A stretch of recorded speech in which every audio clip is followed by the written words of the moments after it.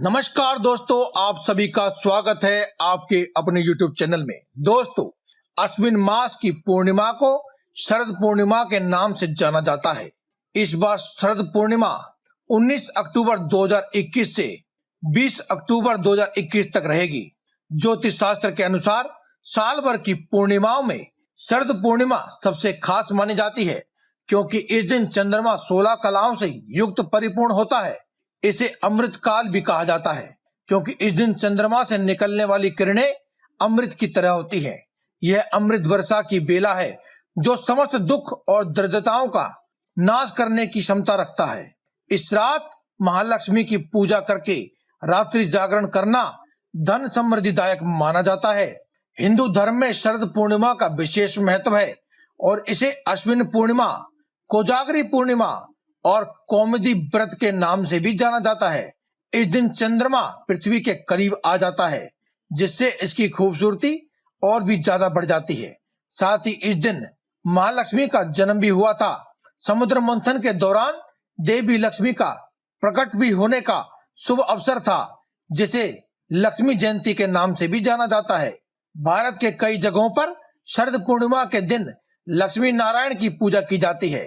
मान्यता है कि इस दिन माता लक्ष्मी भगवान विष्णु के साथ गरुड़ पर बैठकर पृथ्वी पर भ्रमण करने आती है, जिससे पूरी प्रकृति उनका स्वागत करती है और यह रात सुंदर और रमणीय बन जाती है। शास्त्रों में बताया गया है कि इस रात को देखने के लिए साक्षात देवता भी स्वर्ग से पृथ्वी पर आ जाते हैं। शरद पूर्णिमा की रात माता लक्ष्मी घर घर जाकर सबको वरदान देती है और जो सोता रहता है वहां से लक्ष्मी दरवाजे से ही वापस चली जाती है। इस दिन देवी लक्ष्मी की पूजा करने से सभी कर्जों से मुक्ति मिलती है, इसीलिए इसे कर्जा मुक्ति पूर्णिमा के नाम से भी जाना जाता है। इस रात को जागरण करके माता लक्ष्मी का जागरण करना अत्यंत ही फलकारी माना जाता है और जागरण करके प्रसाद वितरण करके प्रसाद का भोग लगाना भी अत्यंत शुभ माना जाता है।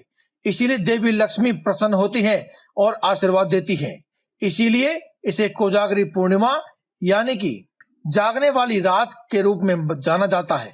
उत्तर भारत में शरद पूर्णिमा की रात को चांद की चांदनी में खीर बनाकर रात भर रख दी जाती है और सुबह प्रसाद के रूप में वितरण कर दी जाती है। खुले आसमान में खीर रख करके चंद्रमा अपना अंश ग्रहण कर लेता है और इसे अमृत का अंश बना देता है। कहते हैं कि इससे निरोगी काया की प्राप्ति होती है और इससे पित्त और कफ के रोगों का नाश हो जाता है, औषधीय क्षमता बढ़ जाती है। साथ ही खीर का संबंध पितरों और सोम यानी कि चंद्रमा से माना जाता है और माता लक्ष्मी को भी खीर अत्यंत प्रसन्न होती है। शरद पूर्णिमा की रात श्री सूक्त का पाठ करना अत्यंत फलदायी होता है। कनक धारा स्त्रोत का पाठ करना चाहिए या फिर भगवान विष्णु सहस्त्र नाम का जाप कर लें तो आपके सभी दुख दरिद्रता का नाश होता है और गरीबी कोसों दूर रहती है। साथ ही माता लक्ष्मी के श्वेत कमलों, चांदी, चमेली का इत्र, शहद से पूजा उपासना करने से जन्मों जन्मांतर के दुख भी नाश हो जाते हैं। पूजा के उपरांत पतले से एक कागज पर आप श्री और ही लिख करके उसे आटे में मिला दीजिए और आटे की गोलियां मछलियों को खिला देने से आपके सभी प्रकार के कर्जों से मुक्ति मिलती है। घर में सुख और ऐश्वर्य की हमेशा ही बरकत बनी रहती है और वैसे घर में सदैव माता लक्ष्मी का वास बना रहता है। ऐसा करने से आपको आर्थिक लाभ के मार्ग प्रशस्त हो जाते हैं और सभी संकटों और कष्टों से भी मुक्ति मिलती है। आज की इस वीडियो में हम आपको माता लक्ष्मी और भगवान विष्णु को प्रसन्न करने वाला शास्त्रों में बताया गया एक बहुत ही साधारण सा और शक्तिशाली उपाय बताने जा रहे हैं। माना जाता है कि इस उपाय को करने से धन की देवी माँ लक्ष्मी की असीम कृपा प्राप्त होती है, सभी कष्टों का नाश होता है और घर में सदैव ही सुख समृद्धि आती है। दोस्तों, माता लक्ष्मी और श्री हरि भगवान विष्णु जी को प्रसन्न करने का सबसे सरल और असरदार उपाय है तुलसी जी का पूजन करना, क्योंकि तुलसी जी श्री हरि भगवान विष्णु जी को बहुत ही प्रिय है। आज की इस वीडियो में हम आपको एक बहुत ही सरल सा उपाय बताएंगे। एक ऐसी वस्तु के बारे में बताएंगे जिसे अगर आप तुलसी जी के पास रख देते हैं तो आपको श्री हरि भगवान विष्णु जी और माता लक्ष्मी जी का तो आशीर्वाद प्राप्त होगा ही, साथ ही तुलसी माता की कृपा से सर्व रोगों का नाश होगा और सभी प्रकार की मनोकामनाओं की भी पूर्ति सरल आसान तरीके से हो जाएगी और घर धन धान्य से भर जाएगा। दोस्तों, भगवान विष्णु और माता लक्ष्मी को प्रसन्न करने के लिए आप तुलसी जी का पूजन अवश्य करें। तुलसी जी का पूजन करने में आप इस बात का विशेष ध्यान रखें कि आप स्वच्छता का पूर्ण ध्यान रखेंगे। सुबह प्रातःकालीन जल्दी उठ जाने के बाद आपको स्वच्छ पानी से स्नान कर लेने के बाद स्वच्छ वस्त्र धारण करने हैं और अपने घर में जहां भी तुलसी का पौधा है वहां पर एक सुगंधित धूपबत्ती और एक देसी घी के दीपक को प्रज्वलित करें। दोस्तों, इतना कार्य कर लेने के बाद आपको एक कौड़ी लेनी है। दोस्तों, कौड़ी को साक्षात माता लक्ष्मी का ही रूप माना जाता है। कौड़ी समुद्र से प्राप्त होती है और माता लक्ष्मी का अवतरण भी समुद्र से ही हुआ था। माता लक्ष्मी का ही रूप माना जाने वाली कौड़ी, जो कि माता लक्ष्मी को अत्यंत प्रिय है, एक आपको वह ले लेनी है। जो भी कोई व्यक्ति अपने जीवन में माता लक्ष्मी को प्रसन्न करना चाहता है, उस व्यक्ति को कौड़ी से पूर्ण पूजा अवश्य ही करनी चाहिए। और इस प्रकार की छोटी सी एक कौड़ी किसी भी पूजन की दुकान पर या फिर राशन जहां मिलता है उस दुकान पर बड़े ही आसानी से आपको मिल जाएगी। अब आपने जो भी कौड़ी ली है वह संपूर्ण होनी चाहिए, यानी कि खंडित नहीं होनी चाहिए, यानी कि टूटी फूटी या छेद वाली नहीं होनी चाहिए। अब आप इस कौड़ी को अच्छे प्रकार से शुद्ध जल से धो लें और साथ ही एक स्वच्छ कपड़े से इसे पोंछ लें।